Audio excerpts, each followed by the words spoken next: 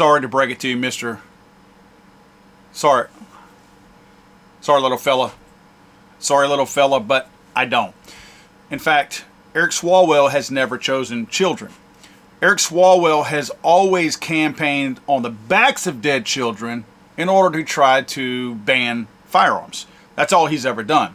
In fact, he's voted against hardening schools, which would be the first line of defense to protect our children. It's an either or for these people like Eric Swalwell. It's like they don't really want to protect our children. They would let us harden schools if we let them ban guns. You follow what I'm saying? They know that hardening the schools is the right thing to do, but they won't let us harden schools. I'm talking about the opposition party, unless the opposition party agrees to let them ban firearms. That's the only way they'll do it. They are putting politics ahead of the lives of children that they campaign on the dead backs of. I don't know about you, but I'm pretty pissed off that another community has had to suffer through, more communities, plural, have had to suffer through mass shootings in just the past 2 days. Jacksonville, a very racist, white supremacist, went out with an assault rifle and mowed down 3 people. And then today, right now, kids at UNC Chapel Hill are ducking and covering, running for their lives because a dangerous weapon has ended up in the hands of a dangerous individual. We can't live this way. We don't have to live this way. So here's what we have to do. We have to ban assault weapons. We have to buy them all back. We have to make sure the most dangerous weapons never end up in the hands of the most dangerous people. We must choose our kids, our children, the most precious people in our community. We must choose them over their killers. It's very binary. Either you choose them or you don't. Now, I can't go much further in this video without pointing out the obvious.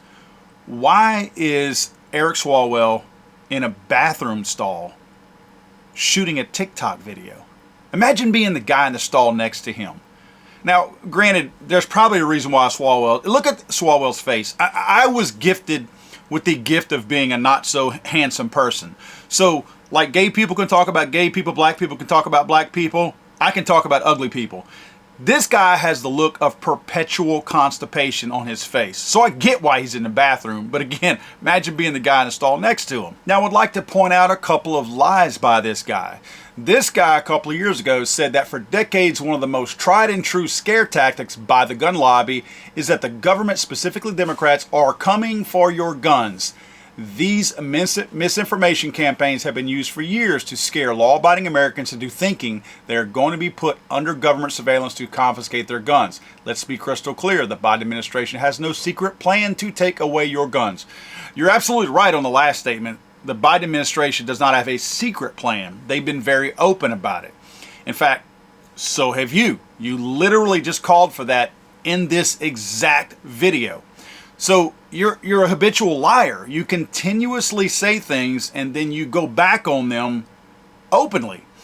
I realize that people who vote you in the office are stupid, but not every single American is stupid. In fact, you put out an op-ed just a couple days ago titled, "It's Time to Remove Weapons of War from Our Streets." That's an incorrect title. And ban assault weapons, buy them back, go after resistors. Later on, you state, reinstating the federal assault weapons ban that was in effect from 1994 to 2004 would prohibit manufacture and sales, but it would not affect weapons already possessed. This would leave millions of assault weapons in our communities for decades to come. Instead, we should ban possession of military-style semi-automatic assault weapons. We should buy back such weapons from all those who choose to abide by the law, and we should criminally prosecute any who choose to defy it by keeping their weapons. For decades, one of the most tried and true scare tactics by the gun lobby is that the government, specifically Democrats, are coming for your guns. You are coming for our guns. You literally are coming for our guns. And you remember why we have the Second Amendment anyway, right? You understand why our founding fathers even wrote the Second Amendment as clearly and plainly with those beautiful 27 words that they put out there. It was to prevent a tyrannical government from overhauling the people against their will. This guy has made threats against the American people using the military might of the federal government. When a person said something about Swalwell wanting to take our guns, And then he retaliated by saying, regarding war against the people, it would be a short war, my friend. The government has nukes, too many of them, but they're legit. I'm sure if we talked, we could find some common ground to protect our families and communities.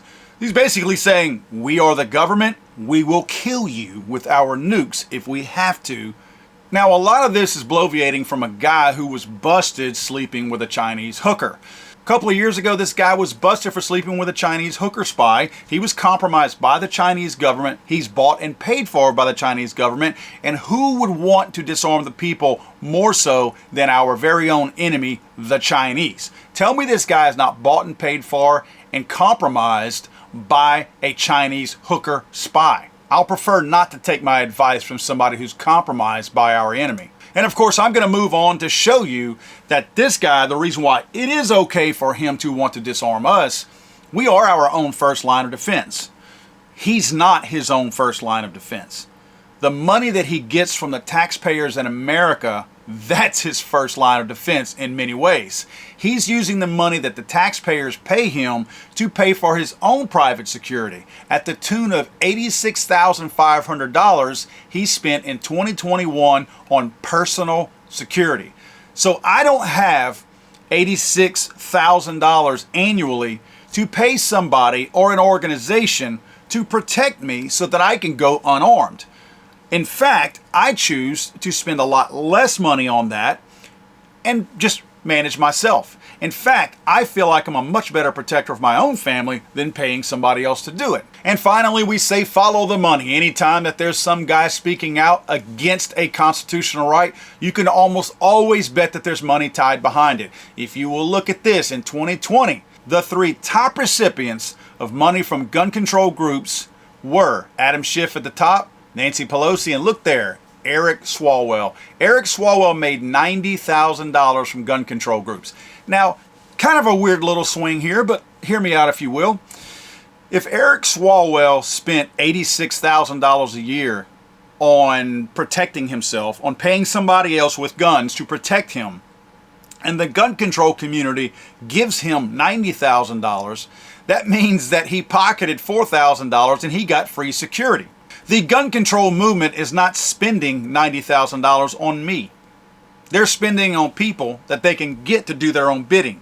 So Eric Swalwell can afford to not be armed because the gun control movement is paying him for his own personal protection. It's simple math here. People with massive skeletons in their closet, like Chinese hookers, will typically throw rocks in another area as a distraction. In other words, the real thing to see is over here, and they're tossing rocks over there so that you'll look over there and ignore what he's doing. This guy was booted off of the Intelligence Committee in Congress because he was compromised by a foreign spy. This guy has no business being in Congress, let alone telling any of us what we should do with our own constitutional rights. Now, for this guy saying that you either choose criminals or you choose killers, that is an absolutely stupid statement. The very people who carry guns on a regular basis actually are for what he's saying he stands for, but he's not doing anything about it. In other words, a person like me who carries a gun every single day and disputes every single stupid thing that Constipation Boy Swalwell says, I actually try to protect children. I'm the tip of the spear.